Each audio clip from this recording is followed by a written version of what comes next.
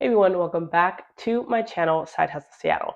So if you saw my previous videos, then you already know that I'm looking to get my California Notary Commission, but that California has a number of steps that you have to do in order to get commission. So I am starting with the first one, which is taking my notary course, and I wanted to just document all the different steps that go into it. That way, if you're looking to get your California Notary Commission, you would generally know what to expect. So the way that the Secretary of State has it listed is, first thing you have to take your notary course, then your exam, then your fingerprints, then you get your packet, then you filed your oath and bond, and then you become a notary. So I have a while, but at least I started. And so I started with my notary course. So as you can imagine, the course pretty much covers a lot of the things in the notary public handbook, right? So it's going to cover like how much can you charge? It's going to cover how to perform notarizations, the most common notarizations, how to fill out the journal, what happens if you have like notary misconduct. It'll go through how exactly you go about truly getting approved to become a notary. It covers a number of things. I mean, it's a 6-hour course, so it should cover a number of things, and you have to take it. So I've been commissioned in Washington, I've been commissioned in Colorado, and every state's a little bit different. Washington didn't require me to take a course. In Colorado, I did take a course. I think I took a Ron specific course. I can't remember now. But either way, they weren't 6 hours. I'll tell you that much. So California is arguably one of the harder states to get your notary commission in, just because it does ask for a number of steps. And so the way that it works is when you go onto the Secretary of State website, it's going to give you a list of approved course providers. So you'll click on this list, and there's pages, like 20 pages of providers for this course. And you're going to see kind of like two options. You're going to see something that says 3 and something that says 6. The reason being is if you're renewing your commission, you only need to take the 3-hour course, which is like a refresher. If you're brand new to getting your commission, or your commission has expired and you need to redo it, you have to take the 6-hour course. So you'll see 3 or 6. You want to make sure you pick a company that provides the 6-hour course. Now you can pick whatever provider from that list that you want. And like I said, there's like hundreds of them that you can pick through to figure out which one makes the most sense for you. There's some that are in person and there's some that are online. I decided, of course, to do the online one because of the flexibility and convenience. And if you're wondering how much they cost, I looked through maybe like 20 of them, and they're anywhere from like, $20 to like $50. So it's really up to you on what you want to prioritize. Some offer more than other ones. Some also give you access to the course material for longer than other ones. So for example, once you take the course, the material may stay available to you for 60 days, or it may stay available to you for the duration of your commission, so 4 years. It just depends. So there's more to think about than just the actual cost of the course. But of course, you want one that's going to prepare you for the test, because the course serves kind of two purposes.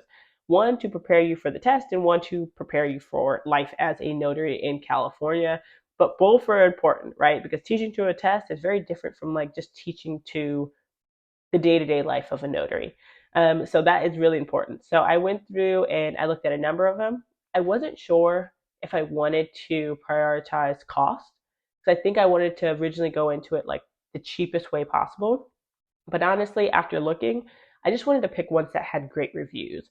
Because of course, all of them are going to say like, "Oh, we guarantee you pass the test, guarantee you pass the test." You really have no way of knowing. But I found one course on there. It was like one on the first page, I think, that had a number of reviews. I love the way the website was laid out. You get access to the material for a while. You get practice tests. You get everything. It's a course called, I think it's called Easy Notary Class.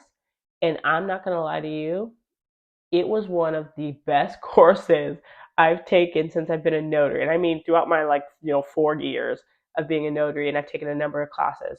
This was easily probably the best like notary related course that I took. And I'm like, this is not sponsored. I don't know these people. I literally just purchased a course like yesterday.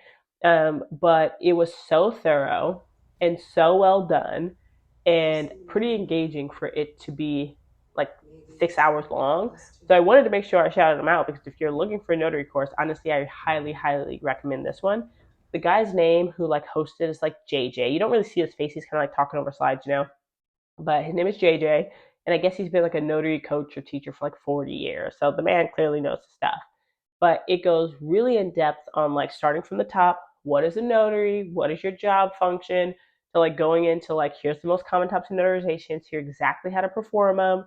to going into like the uncommon ones, and then how to fill out your journal for a number of different situations, and then like, credible witnesses. And it goes really in depth on the fees that you can charge, but also like the penalties for misconduct, which is important because I know those are things that are going to be on the test. So I found it to be like super engaging, like to the point where I'm like, I should probably go back and redo my Ron course. Like I just updated it, but because I really like the way that this one was laid out, I'm like, I think I'm gonna reformat my Ron course to be formatted like this because it was just, I feel like it really helped me learn. And so I took the 6 hour course all in one sitting, um, quite frankly, because I waited way too long to look at when a test was available, and one's available like in like a couple days. And so I needed to make sure I finished the course quick so I could have it in time for the test that I want to take.